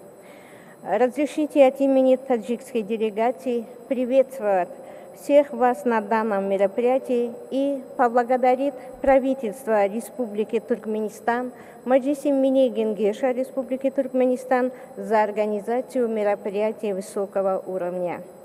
Отрадно отметить, что диалог женщин Центральной Азии и России проходит в рамках межпарламентского форума стран Центральной Азии и Российской Федерации, который еще раз подтверждает, что развитие гендерной политики зависит от приверженности политики государств, и региональное сотрудничество в данном направлении может послужить эффективным механизмом в деле продвижения прав женщин в наших странах. Диалог женщин Центральной Азии и России – это еще одна площадка для активизации роли женщин во всех сферах нашей жизни. Уверена, что данное мероприятие будет содействовать дальнейшему прогрессу и реализации политики по повышению роли женщин в решении вопросов политической, социально-экономической жизни. уважаемые коллеги! Глубоко убеждена, что сегодняшняя встреча объединяет усилия всех сторон на пути решения существующих проблем и способствует расширению прав возможностей женщин в наших странах. Пользуясь возможностью, хотелось бы выразить благодарность всем коллегам, которые носили и вносят свой неоценимый вклад в развитие гендерной политики в наших странах, а также вдохновляют и поддерживают активное участие будущих поколений женщин в общественно-политической и социально-экономической жизни наших стран. Спасибо за внимание. Sonra Türkmenistan'ın kärdeşleri arkalaşıklaryň bilegenişiniň başlygy, Dinanlar Birleşiginiň başlygy Akjemal Durduýewa öz çykyşyny Sewitiň döwletleriniň we Russiýanyň dinanlarynyň dörejilik we parahatçylyk dörejilik mümkinçiliklerini dowly derejede durmuşa geçirmek üçin netijeli ýollary işläp taýýarlamakda tagyllalary birleşdirmek wajypdygyny täze. Belelikde goýulyny Benýadyň Merkezi Aziýanyň we Russiýanyň dinanlarynyň arasyna gatnaşyklaryň şol sanly döwleti dolandyrmakda, öňnaş diplomatiýasynda daşky gurşaw goramakda, telekeçilikde we işäwürlikde, medeniyetde, bilimde, ilmde, sunugutda, sağlyk guraşda we sportda, ýaşlar gollamakda, syýasatçylygy, maglumat tehnologiýalaryny we sany ulgamy ösdürmekde, gender deňligini öpçün etmekde hyzmatdaşlyklarynyň puwtulandyrmagyna ýardam berer. Soňra mejlisiň dowamyny Özbegistan Respublikasynyň Uly Mejlisiniň senatynyň başlygy Tanzila Narbayewa söz berildi. Дорогие подруги, я хочу тоже от имени делегации Узбекистана искренне приветствовать всех участников заседания диалога женщин государств Центральной Азии и Российской Федерации. Выражаю особую признательность уважаемому президенту Туркменистана Сердару Бердымухамедову, уважаемому председателю Халк Маслахаты Милли Кеңеши Туркменистана, уважаемому Гурбангулы Меликулиевичу, уважаемой Гульшат Сахиевне за предложение Туркменистана о проведении сегодняшнего заседания диалога на самом таком высоком уровне. Мы все знаем, что в Туркменистане вопросам обеспечения гендерного равенства, повышения роли женщин уделяется особое внимание. То, что Нижнюю палату Туркменистана возглавляет женщина, служит ярким свидетельством прогресса страны в этой сфере. Кроме того, тот факт, что в 2021 году уважаемый Гурбангулы Меликулиевич Бердумухамедов пригласил членов диалога женщин-лидеров стран Центральной Азии в прекрасную Авазу для проведения нашего заседание параллельно с саммитом глав государств Центральной Азии является дополнительным доказательством того, что Туркменистане придают важное значение региональному сотрудничеству в вопросах продвижения женского движения. Еще раз выражаю свою благодарность за эту инициативу. Уважаемые друзья, коллеги наши уже сегодня в ходе своих выступлений отметили, что женщины являются жизненно важным человеческим ресурсом для достижения экономического, социального благосостояния наших народов. Полноценное, равноправное участие их в общественно-политической, социально-экономической жизни стран имеет определяющее значение для обеспечения устойчивого развития. Как показывает история, в становлении многих великих личностей важную роль сыграли заботливые матери, жены, дочери. Уважаемые участники диалога, считаем, что конструктивное и взаимовыгодное сотрудничество между государствами Центральной Азии и Российской Федерации отвечает интересам народов наших стран, а также является ключевым фактором устойчивого развития во всем нашем регионе. В этой связи мы убеждены, что сегодняшнее заседание нашего диалога имеет исключительное значение для укрепления регионального и международного сотрудничества в целях обеспечения мира и стабильности. Необходимо также обеспечивать устойчивый, необратимый характер процессам взаимодействия и в большей степени задействовать ресурс народной дипломатии с активным вовлечением наших женщин. Я уверена, что реализация прозвучавших сегодня рекомендаций заложит прочную основу для дальнейшего укрепления многостороннего партнерства наших стран в формате Центральная Азия-Россия.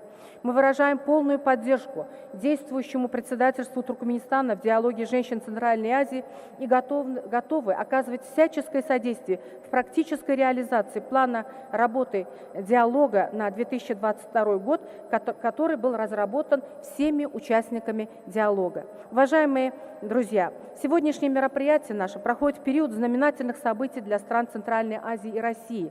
Так, в 2022-2023 годах наши страны отмечают важные исторические даты – 30-летие установления дипломатических отношений. Не могу не отметить, что за последние 30 лет мы достигли значительного прогресса и в области гендерного равенства. В этом ключе предлагаем под эгидой парламентов стран, правительств наших стран Центральной Азии и России проводить соответствующие конференции, форумы, круглые столы и другие мероприятия, которые посвящены женской тематике. Пожелать всем участницам диалога успехов и хороших результатов в нашей работе. Спасибо, благодарю за внимание. Forumun netijeleri boýunça jarnama kabul edildi. Jarnama özüne gender deňeçerligini öpüşün etmek, hemem döwletiň syýasy we ykdysady durmuşyny telekeçilik ösdürmäge dinanyň gatnaşygyny geňeltmek üçin milli we sewit derejelerini amalaşdyrmaly işler babatda maslahatlary jemleýe. Şeýlede resminamada Merkezi Aziýa ýurtlarynyň köp taraply sewit hyzmatdaşlygyny munun beýlegin pugutolandyrmak boýunça syýasatyny durmuşa geçirmekde ýardam bermäge dinanyň dialogynyň taýýardygy bellenilýär. Foruma gatnaşylar dialogyň düzgünlämesine hemem 2022-nji ýyl üçin işleň meýilnamasyna gol çekdiler. Meýilnama özüne Türkmenistana we dialoga gatnaşyjy beýleki ýurtlarda geçirmek meýilleşdirilýän dürli derejelerdäki çäreleri özüne jemleýär. Bellenşýäli bu resminamalar Merkezi Aziýa ýurtlarynyň dinanlarynyň dialogunyň şu ýylyň 12-nji aprelinde sany ulgamy arkaly geçirilen nowatdaky mejlisine tasdiklanyldy. Foruma gatnaşyjy döwletleriň başdanlaryna taryhda ilkinji gezek Merkezi Aziýa döwletleriniň we Russiýa Federatsiýasynyň dinanlaryň dialoguny gurmagy gollaw üçin oňa gatnaşylar hoşallyklaryny bildirip, şu dowuşyň dostlukly ýurtlaryň netijeli gender syýasatyny ilerletmek wagtda hyzmatdaşlygy ösdürmäge, munun beýlegim aýratyn üns bermäge çalyşýanlyklarynyň suwtnamasy bolanlygyny nykdylar. Soňra Merkezi Aziýa döwletleriniň we Russiýanyň dinanlarynyň dialoguna gatnaşyjylar Sowda Senagat Edarasynyň sergiler merkezine bardylar.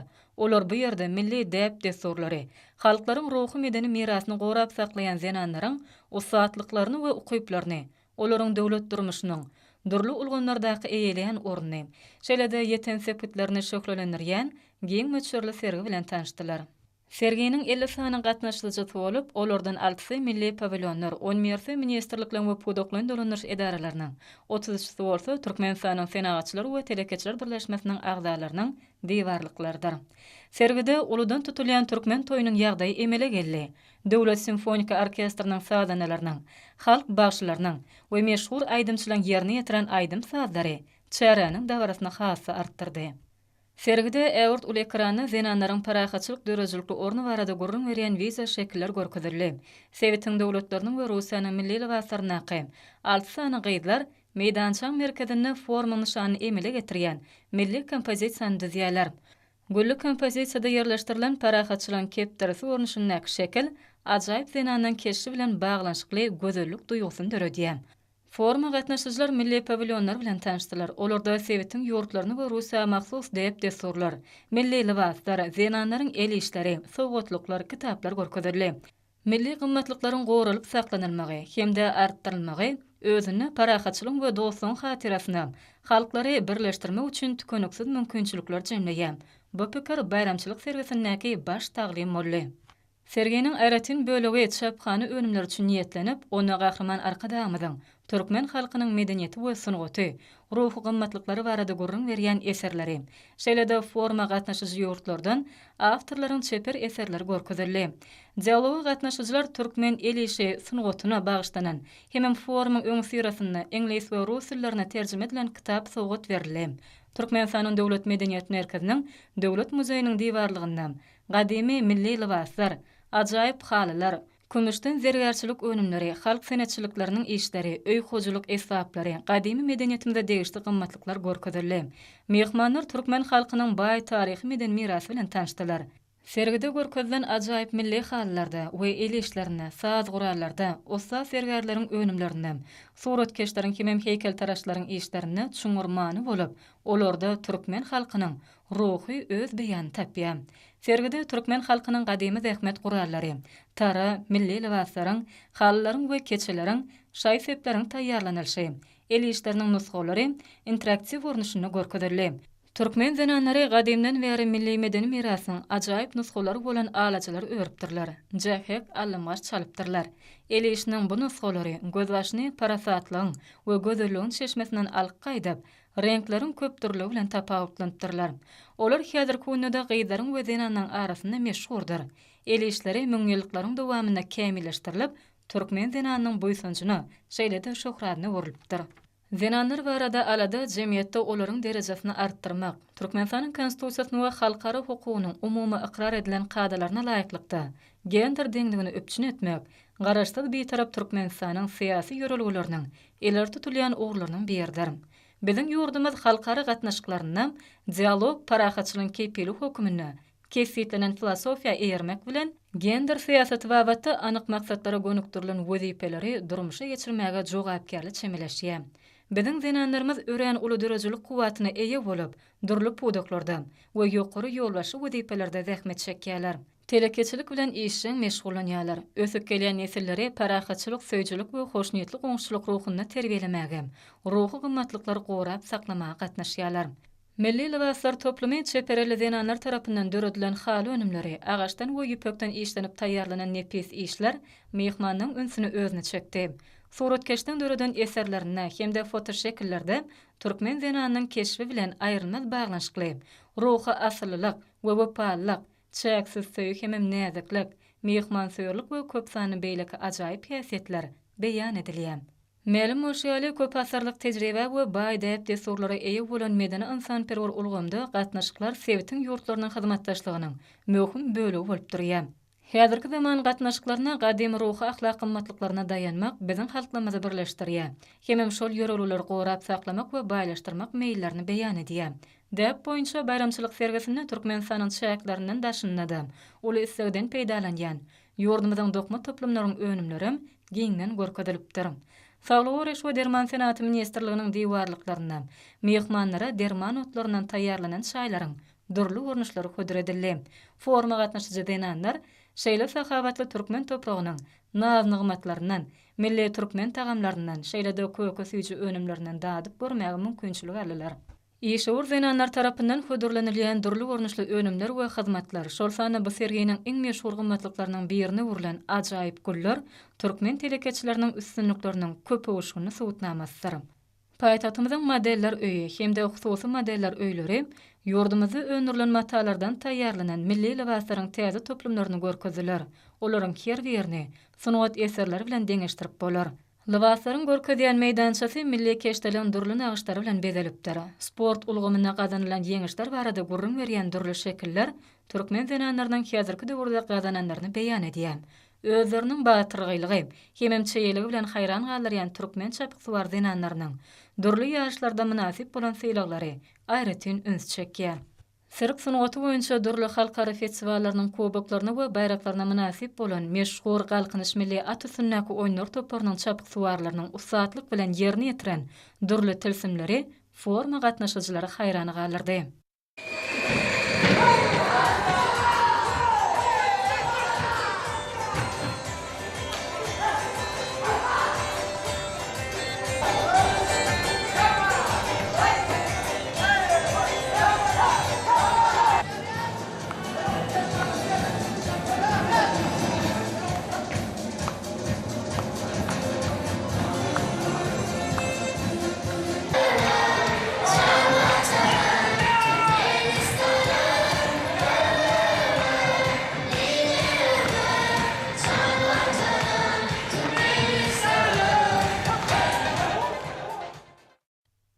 Merkezi Aziýa döwletleriniň we Russiýanyň zenanlar dialogyna gatnaşyjylar hormatly prezidentimiz Serdar Berdimuhammedow forumyň çäklerinde geçirilen şäherleriň ähli guramaçylary Türkmenistanyň ak mermerli paýtagtyna gelip görmäge, häzirki döwrüň möhüm meselelerini ara alyp maslahatlaşmaga, hemde türkmen halkynyň baý medeniýeti bilen tanışmaga döredilen mümkinçilikler üçin tüýsürekden hoşallyk bildirdiler. Häzir bolsa Merkezi Aziýa döwletleriniň we Russiýanyň zenanlarynyň dialogynyň jarnamasy bilen tanış edýäs. Gazakistan Respublikasynyň, Kyrgyzstan Respublikasynyň, Täjikistan Respublikasynyň, Türkmenistanyň, Özbekistan Respublikasynyň we Russiýa Federatsiýasynyň zenan wekilleri bolan biz Sewitiň taryhynda ilkinji gezek çağırylýan Merkezi Aziýa döwletleriniň we Russiýanyň zenanlarynyň dialogyna berýän gollaw üçin Merkezi Aziýa döwletleriniň we Russiýa Federatsiýasynyň başdanlaryna hoşallyk bildirýär. Merkezi Aziýa döwletleriniň we Russiýanyň zenanlarynyň dialogynyň möhüm ähmiýetini bellemek bilen parahatçylygy, durnuklugy we durnukly ötüşi öpüşün etmek maksady bilen Sewitlerini we halkara hyzmatdaşlygyny berkitmekde biziň döwletlerimizin gazanan üstünlüklerini nygtaýas. Merkezi Aziýa döwletleriniň we Russiýa Federasiýasynyň arasynda hyzmatdaşlygyň durly ugurlaryny özara bäkitli we uzak möhletlerini gatnaşyklary ösdürmek wajipligyny nygtamak bilen Merkezi Aziýa döwletleriniň we Russiýa Federasiýasynyň dünýäniň gün tertibindäki wajib meseleleri çözmäge işçiň gatnaşygyny biziň döwletlerimiziň howpçylyk, daşgurşy gorumak, ykdysady, durmuş, ilmi tehnologik, medeni we insan-perwer ösüş wagtynda öňe sürýän başlanýyşlaryny möhüm diýip hasap etmek bilen bütün dünyada bolşýaly Merkezi Aziýada we Russiýa Federasiýasynda zenanlar özleriniň işçiň hereketleri we täze pikirleri bilen howanyň üýtgemeginiň ýaramaz täsiri, daşgurşyň zaýalynmagy ýaly ählumumy howplara garşy görüşmekde, şeýle-de durmuş ykdysady, medeni insan-perwer ösüşiň, saglyk goraýşyň we bilimiň meselelerini çözmekde uly we wajib goşunty goşýanlyklaryna öns bermek bilen şunun bilen birlikde zenanlaryň syýasy çözgütleri işläp taýýarlamagy we kabul etmäge işçiň çekilmeginiň hemem olaň döwletleriň durmuş ykdysady, medeni durmuşyna gatnaşmagyna gollaw berilmeginiň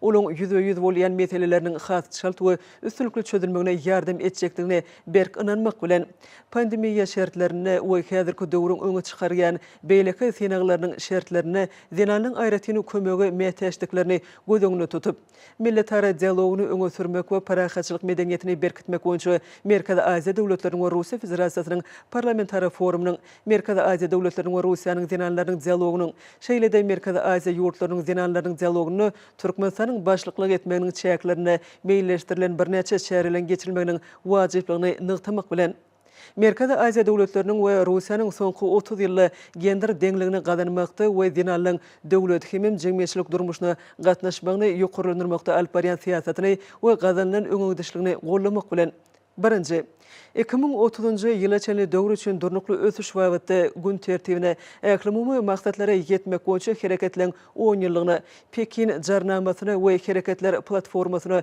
we Birleşen Milletler Guramasynyň gollaw bermeginde işlem tüzülen we kabul edilen beýleki halkara hukuknamalaryna özümiziň agrarlygymyzy tasdiklaýas. İkinci, Merkezi Aziýa döwletleriniň we Russiýanyň zenanlarynyň dörejilik we parahatçylyk dörediji mümkinçiliginiň has dowlu durmuşa geçirilmeginiň netijeli ýollaryny işläp düzmegiň, şeýle-de halkara parahatçylygy we durnuklygy berkitmek üçin oň ulanylmagyna ýardam etmegiň dialogunyň iler tutulýan ugurlarynyň biridigini nygtap belleýäs. Üçüncü, zenanlaryň Merkezi Aziýa we Russiýa Federasiýasynyň daşgurşy gorumak we ekologiýa meselelerini alyp barýan işlerini utgaşdyrmakda zenanlaryň ornuny güýçlendirmegi möhüm diýip hasaplaýas.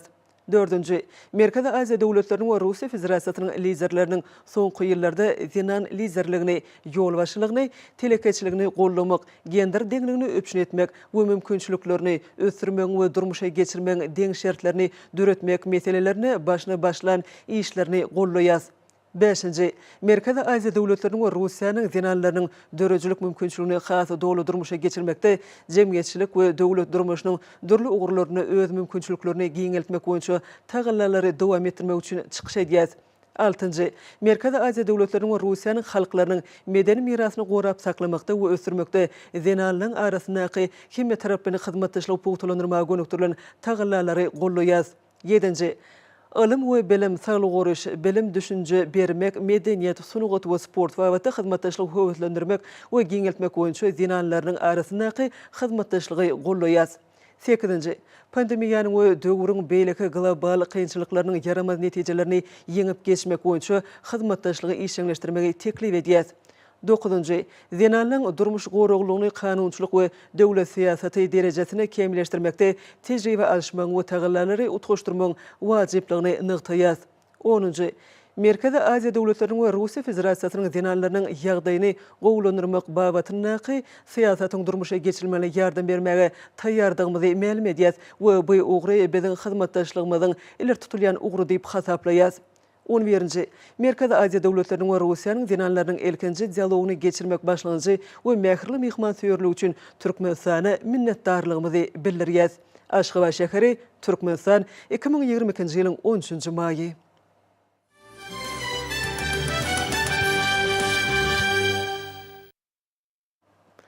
Ýurdumyzyň Milli Geňeşiň Mejlisiniň başlygy Mämmedow Özbekistan Respublikasynyň Uly Mejlisiniň senatynyň başlygy Tanzila Narbaýewa bilen duşdy. Duşuň dowamyny iki ýurduň arasynda ýol goýulan parlamentary gatnaşyklary munduny bilegim ösürmek esas ugurlar kesitlenildi. Mihman Merkezi Aziya döwletleriň we Russiýanyň denalaryň dialogunyň ýokary guramaçylyk derejesiniň üpsüne dilenligi üçin hoşarlyk bildirip, denalar dialogunyň sebitlerini gatnaşçylary we birek-birege ynamy, dostlukly gatnaşçylary we raýdaşlygy puwtalandyrmaga gönüktirilen hyzmatdaşlyk götürmekde. Geň derdeňligini üpsün etmekde hemde denalaryň hukuklaryny we mümkinçiliklerini giňeltmekde uly mümkinçilik açýanyny belledi. Duşuň dowamyna iki taraplaryň we köp taraplaryň esasda hemde Awraýly halkara guramalaryň çäklerine ýola goýulan gatnaşçylaryň tutuş tebitde durnukly ötüşi we howpsuzlygy üpsün etmekde möhüm ähmiýetiniň bolanlygy bellenildi. Söhbetdeşler iki ýurdun arasynda umumy taryha, medeniýete we däp desturlara esaslanýan gatnaşlar ötürmek üçin ähli zerur mümkinçilikleriň bardygyny nyktadylar we ony iş ýoluna durmuşa geçirmek wajypdyny bellediler. Russiýanyň Federal Ýygynynyň Federasiýa Geňeşiniň ýolbaşçysy Valentina Matviyenko we onuň ýanyndaky wekiletiň agdalary paýtagtymyzdaky halk hakydaty ýadygarlyklar toplumyndaky Baky şöhrat ýadygarlygyna gül goýdular. Biziň ýurdumyzda bolşýaly watan ugrunda baş goýanlar hormatlamak, bütün durkun bilen watanymyzyň mukaddesliklerine uymak, agdy birligimiziň, jewitligimiziň, awra mertebemiziň synmazlygyny gorap saklamak, yntan mertebesini belent tutmak, ak yürekli, lebzi halal, zähmet söýür, belent ahlakly bolmak, manyly ömür sürmek görelgelerini dost doňuly hyzmatdaş ýurtlarymyzda, şoltanda Russiýa Federasiýasynda hem belent sarpa goýulýar. Russiýaly mehmanlaryň paýtagtymyzyň mukaddes günjügine gül goýmagy, watanyň erkinligi, adatlygy ugrunda gahrmançylykly hereketleri bilen wefat bolanlaryň hormatyny aňladyp, bu awatda iki ýurdun arasynda gatnaşyklary, şoltanda medeni intanperwer ulgamda gatnaşyklary uly sarpa goýulýandygyny ýüze çykardy. Hormatly adamlar, ene bolsa ýurdumyzyň welaýatlaryna we paýtatymyz Aşgabat şäherinde şuň 13-nji maýda saat 20-den 14-nji maýda saat 20-çe boljak howa barada Türkmenistanyň howa maglumatlygynyň berýän habary bilen tanış boluň.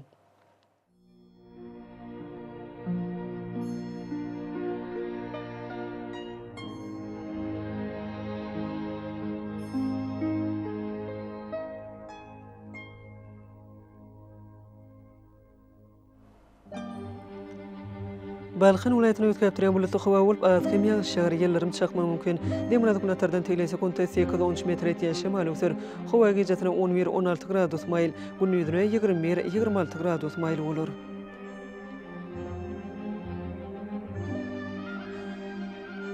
Ahal vilayatyny ötkäp duran bulatly howa bolup, azkym ýağış şäher ýerlerim çakmak mümkin. Demir adykunatlardan teýle sekundda 10-15 metr etýän şemal öser. Howa gejatine 12-17 gradus, gündüzüne 21-26 gradus maýl bolar.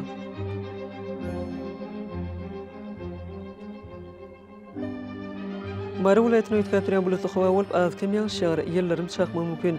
Demir adykunatlardan teýle sekundda 9-14 metr etýän şemal öser. Howa gejatine 13-18 gradus, gündüzüne 23-28 gradus maýl bolar.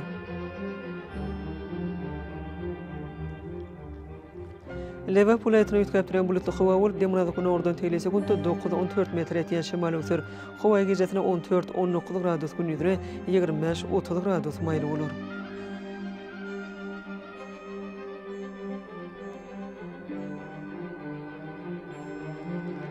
Daş vilayatyny ötkäp duran bulatly howa bolup, demir adykunatlardan teýle sekundda 9-14 metr etýän şemal öser.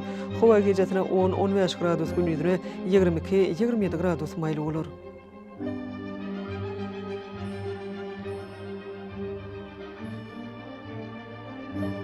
Paýtatymyz Aşgabat ötkäp duran bulatly howa bolup, erden azkym ýağış şäher demir adykunatlardan teýle sekundda 10-13 metr etýän şemal öser.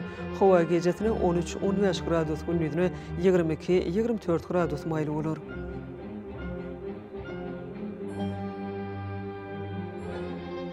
Ýurdumyzda boýunça maý aýynyň 14-nji magnit hadisatynyň goşup täsirli bolmagyna garaşylýar.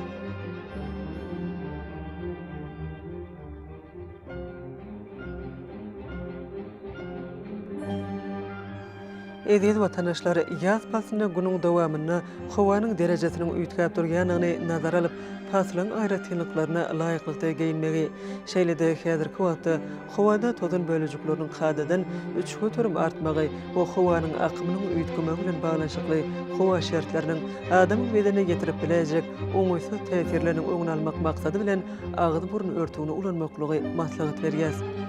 Howpsuz bolan 2 metr araça berja etmek, elleri arasa saklamak zerurdur. Mehriban ileşler, bulary berk berja etseňiz ýylyň islenip paslyny öz saglyňyz gorap bilersiňiz.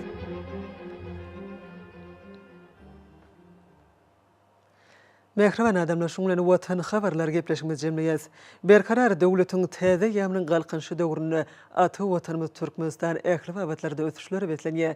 Ähli ötüşleriň özününde bolsa halkyň bekbidi bar. Çünki biziň ýurdumyzda döwlet adam üçindir. Hoş wagtyňyz.